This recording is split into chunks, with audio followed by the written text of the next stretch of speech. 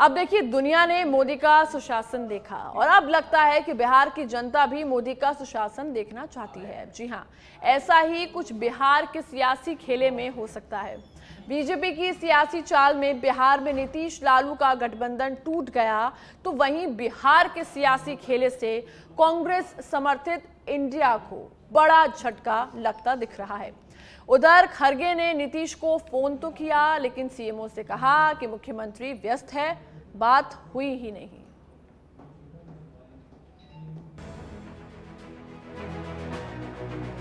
बिहार की राजनीति सालों से चर्चा में रही और अब 2024 की जनवरी फिर से नया भूचाल लेकर आई। 75वें गणतंत्र दिवस समारोह से पहले आया ये सियासी तूफान बिहार की राजनीति का नया अध्याय लिख सकता है। इसके लिए बीते दिनों से पटना से लेकर दिल्ली तक बिहार के खेल का मंथन हुआ। बीजेपी आलाकमान अमित शाह और जेपी नड्डा ने सियासी नफा नुकसान का आकलन करके लंबी चर्चा की। मंथन में शायद अब करीब करीब तय हो गया है कि नीतीश कुमार एक बार फिर यू टर्न लेकर बीजेपी के साथ सरकार बना सकते हैं। केंद्रीय मंत्री और फायर ब्रांड नेता गिरिराज सिंह बोले, केंद्रीय नेतृत्व का हर फैसला मंजूर होगा, लेकिन अभी भी बीजेपी नीतीश को लेकर खुलकर बोलने से परहेज कर रही है। बिहार बीजेपी अध्यक्ष सम्राट चौधरी और पूर्व डिप्टी सीएम रेणु देवी दिल्ली से मंथन के बाद पटना आए तो बोले कि 2024 को लेकर बैठक हुई है। उधर मौजूदा सियासी हालात को लेकर बीजेपी ने पटना ऑफिस में विधायकों और सांसदों की बैठक बुलाई। बीजेपी के राष्ट्रीय महासचिव और बिहार के प्रभारी विनोद तावड़े ने लोकसभा चुनाव की तैयारियों के साथ साथ बिहार के मौजूदा राजनीति हालात पर चर्चा की। विनोद तावड़े ने कहा, बिहार की बैठक है, इसमें पदाधिकारी, विधायक, सांसदों के साथ लोकसभा चुनाव को लेकर चर्चा हुई है। वहीं राष्ट्रीय जनता दल भी सियासी संकट से निपटने के लिए तेजस्वी यादव के सरकारी आवास पर जुटा, जबकि वेट एंड वॉच की मूड में दिख रहे नीतीश कुमार कल यानी कि रविवार को अपने नेताओं के साथ राय मशवरा करना चाहते हैं। कहा जा रहा है कि जनता दल यूनाइटेड विधायक दल की बैठक के बाद संभवतः नीतीश कुमार राज्यपाल से मिलेंगे और सरकार बनाने का दावा पेश कर सकते हैं। वहीं नीतीश के पाला बदलने की खबरों के बीच आरजेडी सुप्रीमो लालू प्रसाद यादव काफी बेचैन है। लालू ने नीतीश को करीब 5 बार फोन किया, लेकिन नीतीश ने लालू का फोन नहीं उठाया। इससे नीतीश ने साफ संदेश दे दिया है कि वो बीजेपी के साथ जाने वाले हैं। बिहार विधानसभा के नंबर गेम की बात करें तो बिहार विधानसभा में आरजेडी लालू के नेतृत्व में बड़ी पार्टी है। बिहार विधानसभा में 243 सदस्य, बहुमत के लिए जरूरी जादुई आंकड़ा 122।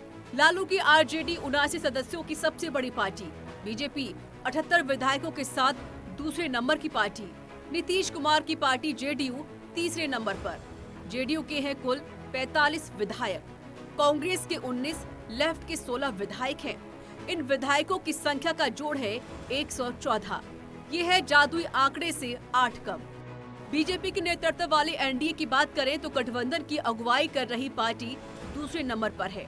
आंकड़े के आईने में देखें तो एनडीए हो या महागठबंधन, नीतीश कुमार की पार्टी जिधर का रुख कर ले उधर आसानी से सरकार बन और बच जाएगी। एनडीए गठबंधन की अगुवाई भी है खास। पार्टी के पास है 78 विधायक। जीताराम मांझी की हम पार्टी के 4 विधायक। नीतीश कुमार को माइनस करके देखें तो एनडीए के विधायकों की संख्या है 82। असदुद्दीन ओवैसी की पार्टी का भी है 1 विधायक, जो ना तो एनडीए में है और ना ही महागठबंधन में। इधर ये कोई पहली बार नहीं हुआ जो नीतीश कुमार पलटू कहे जा रहे हैं। इससे पहले 6 बार नीतीश कुमार पलटी मारे हैं। 2014 में नरेंद्र मोदी बीजेपी के पीएम कैंडिडेट चुने।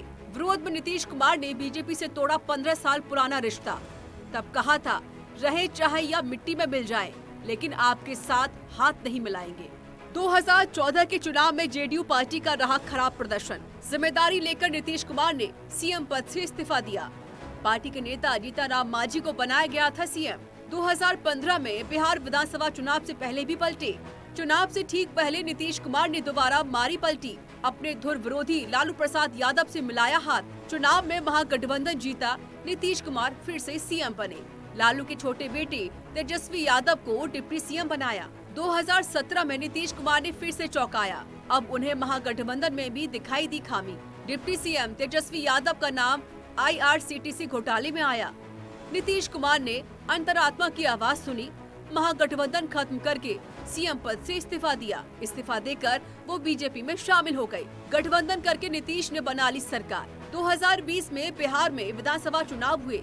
नीतीश ने बीजेपी से मिलकर चुनाव लड़ा, जीते भी। चुनाव में जेडीयू को मिली मात्र 43 सीटें, बीजेपी को 74, आरजेडी को 75 सीटें मिली। लेकिन सीएम का ताज नीतीश के सिर पर सजा। 2022 में नीतीश कुमार ने एक बार फिर पलटी मारी। अब उन्हें बीजेपी से दिक्कत होने लगी। कई कारण बताकर सीएम पद से इस्तीफा दिया। नीतीश ने बीजेपी का साथ छोड़ दिया। 1 घंटे में ही आरजेडी, कांग्रेस लेफ्ट से मिलकर सरकार बनाई। तेजस्वी को फिर से डिप्टी सीएम बनाया। नीतीश का पाला बदलना इंडिया ब्लॉक के लिए बड़ा झटका कहा जा रहा है। कांग्रेस अध्यक्ष खड़गे ने भी नीतीश को फोन लगाया, बात नहीं हुई, लेकिन मैसेज जरूर गया कि नीतीश शायद बात नहीं करना चाहते। इससे पहले खड़गे बोले कि नीतीश INDIA छोड़कर जा रहे, मुझे पता नहीं, पता करता हूँ। इधर बिहार के सियासी बवाल पर कांग्रेस नेता तारिक अनवर ने कहा, बिहार में मुझे नहीं लगता नीतीश ऐसा कुछ करेंगे। अगर ऐसा करते हैं तो वाकई इंडिया ब्लॉक को एक बड़ा नुकसान होगा। उन्होंने संयोजक की भूमिका निभाई, सभी को साथ लेकर आए। अब ऐसे में उनके जाने से नुकसान लाजमी है। तो वहीं कांग्रेस ने बिहार मसले को लेकर कांग्रेस नेता भूपेश बघेल को पर्यवेक्षक नियुक्त किया है। शायद भूपेश बघेल बिहार की सियासी बाधा और खेले में कुछ नया कर सके। कहा तो ये भी जा रहा है कि नीतीश रविवार को राज्यपाल को अपना इस्तीफा सौंप सकते हैं। इसके साथ ही वे नई सरकार बनाने का दावा भी पेश कर सकते हैं। अगर नीतीश फिर से मुख्यमंत्री बनते हैं तो वे 9वीं बार बिहार के सीएम के तौर पर शपथ लेंगे। बहरहाल ऐसा हुआ तो आगामी लोकसभा चुनाव में नीतीश के साथ से बीजेपी की बल्ले बल्ले हो सकती है। ब्यूरो रिपोर्ट, सच पे धड़क। तो नीतीश कुमार एक बार फिर इस्तीफा देकर बीजेपी का दामन थाम सकते हैं, जिसका आधिकारिक ऐलान जल्द या कभी भी हो सकता है।